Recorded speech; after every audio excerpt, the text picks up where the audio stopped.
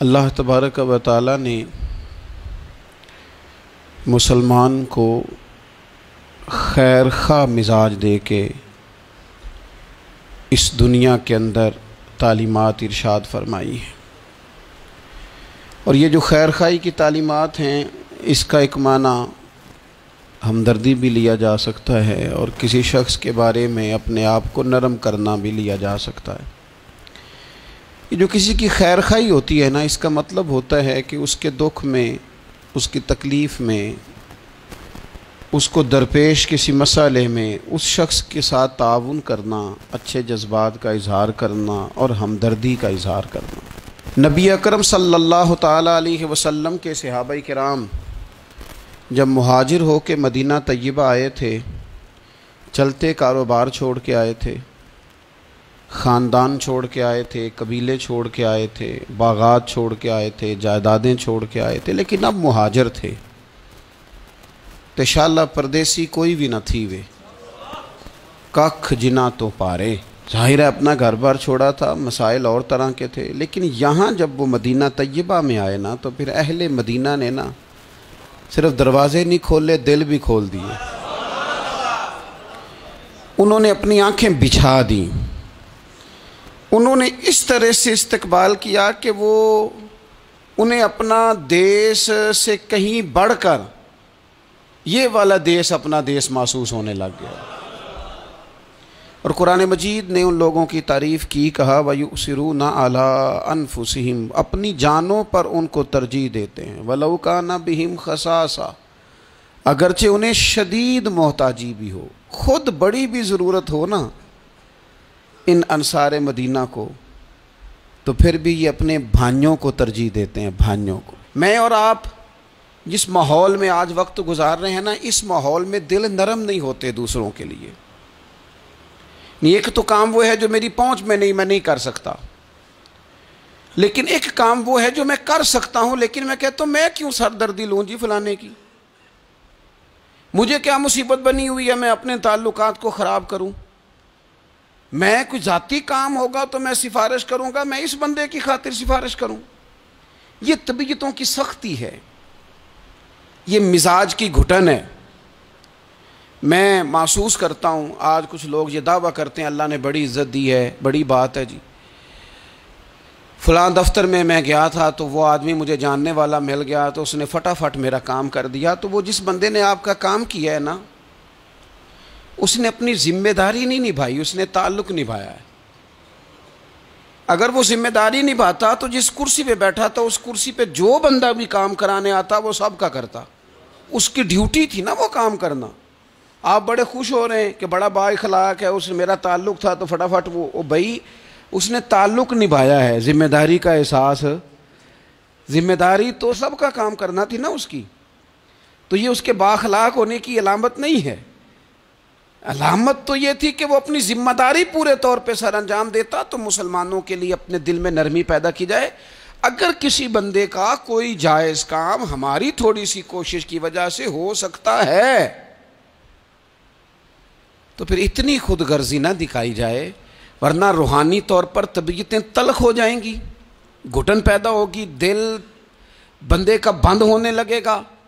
اگر وہ کشادگی پیدا کرے نا کہ یار اگر میری وجہ سے ہو سکتا ہے تو میں جلدی کیوں نہ کروں، آپ یقین کریں جائز کام لوگوں کے بالکل 100% جائز۔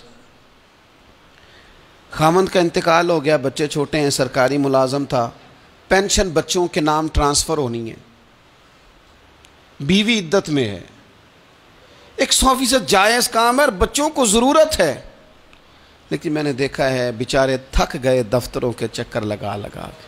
سب کو سمجھ آ رہی ہے کہ یہ کوئی ایسا کام نہیں ہے، بالکل 100% جائز کام ہے، اور جو لوگ اس میں پورا حصہ لے سکتے ہیں، تعاون کر سکتے ہیں، وہ تھوڑا سا آگے بڑھ سکتے ہیں، نہیں بڑھتے، کام ہی نہیں کرتے سرے سے۔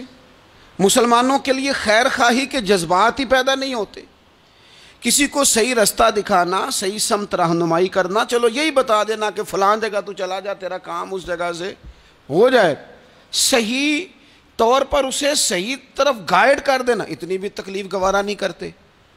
تو پھر اسلام تو خیر خواہی کا نام ہے، اسلام تو بھائی چارے کا نام ہے۔ میرے نبی پاک علیہ السلام سے جب حضرت تمیم داری نے پوچھا تھا دین کیا ہے، تو حضور نے فرمایا تھا دین خیر خواہی کا نام ہے۔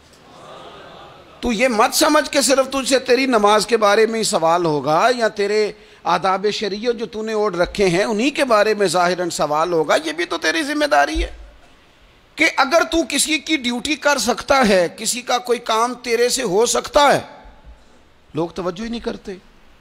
اور بالکل جائز کام میں بھی نبی پاک صلی اللہ تعالیٰ علیہ وسلم نے فرمایا جو بندہ بیواؤں کے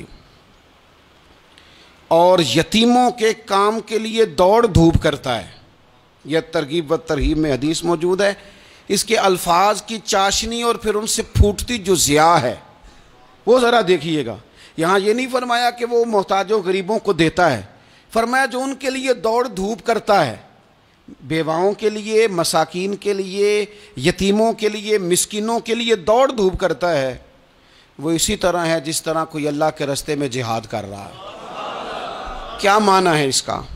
شارحین حدیث فرماتے ہیں، علماء کہتے ہیں اس کا مطلب یہ ہے کہ اسے پتہ چل گیا نا فلانا غریب ہے، تو اس نے کسی امیر سے کہا ہے کہ یار وہ بندہ ذرا غریب ہے، ماڑا ہے۔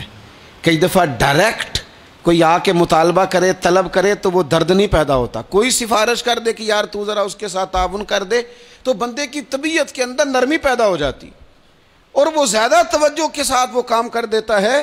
یعنی اگر تو تھوڑی سی ان لوگوں کی سفارش کر دے، کسی کو ان کی طرف مائل کر دے، تو رب تجھے اسی طرح اجر دے گا جس طرح تلوار لے کے میدان میں نکلنے والے مجاہد کو اجر عطا فرماتا۔ تو خیر خواہی کرنا، کسی بندے کا کوئی کام، کوئی اس کی تکلیف اگر ہماری وجہ سے دور ہو سکتی ہے، لیکن اسلام نے تیمارداری کا کہا، اسلام نے تعزیت کا کہا، اسلام نے سلام کرنے کا کہا، اسلام نے جنازہ میں شرکت کا کہا، اسلام نے مختلف اوقات میں ہمیں جمع کیا تاکہ ہم ایک دوسرے کے مسائل کو جان سکیں۔ ہمیں باجماعت نماز کو ضروری قرار دیا گیا تاکہ ہم ایک دوسرے کی تکالیف سے آگاہ ہو سکیں۔ ہمیں حج کے موقع پر امت کو جمع کیا گیا تاکہ ملکوں کے ملک ایک دوسرے کے مسائل کو دیکھ سکیں۔ ہمیں مختلف مواقع پر کہا گیا اکٹھے ہو جاؤ، لیکن ہم نے اس کا جو رزلٹ تھا، جو اس کا نتیجہ تھا، جو اس کے فیصلہ کن نتائج تھے، ان پر ہم نے غور ہی نہیں کیا۔ ایک ترتیب سے گئے اور اسی ترتیب سے اپنے معاملات کو سمیٹا اور واپس لوٹ آئے۔ تو کسی بندے کی اگر کوئی ہمدردی کی جا سکتی ہے، جس شخص کا مال ابو جہل نے دبا لیا تھا، میرے رسول پاک علیہ السلام خود چل کے ساتھ نہیں گئے تھے، اور وہ شخص کہتا ہے کہ میں نے خود نبی پاک علیہ السلام کا انداز دیکھا کہ حضور کی جھکی ہوئی نظریں اٹھیں، غضب سے ان کے خدا بچائے کہ نور باری جلال میں اس کے پیسے دیتا ہے کہ نہیں دیتا، قریب کے پیسے دبا لیے۔ یہ بھی دین ہے، یہ بھی اسلام ہے، یہ بھی حضور سید عالم علیہ السلام کے پڑھائے ہوئے اسباق ہیں۔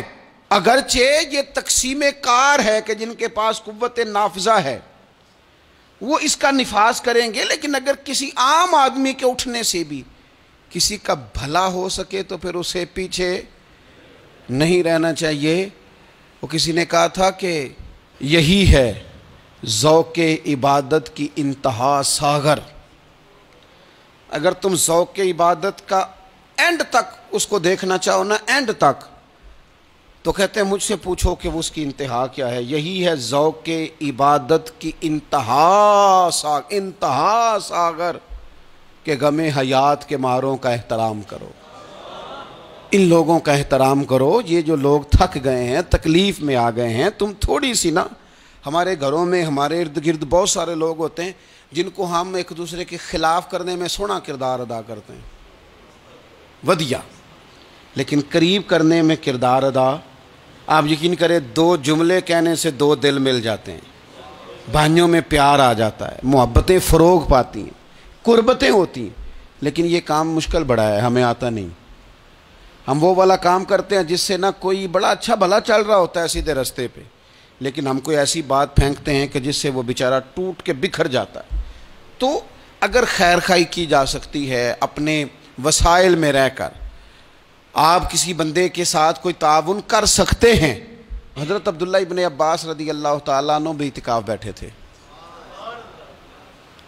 ایک شخص مسجد میں آ گیا اور کونے میں نہ پریشان ہو کے بیٹھ گیا۔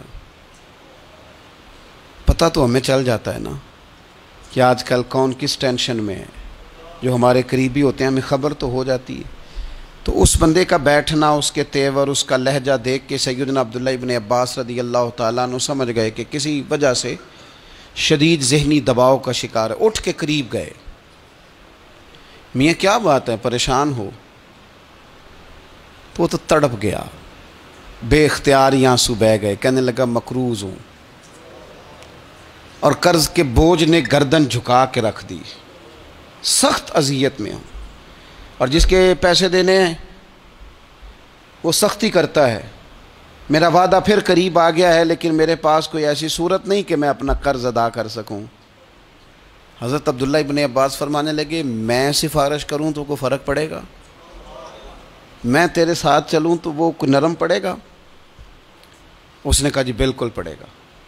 حضرت عبداللہ ابن عباس رضی اللہ تعالیٰ عنہ، میں نے شروع میں بتایا آپ کو اعتکاف بیٹھے ہوئے تھے۔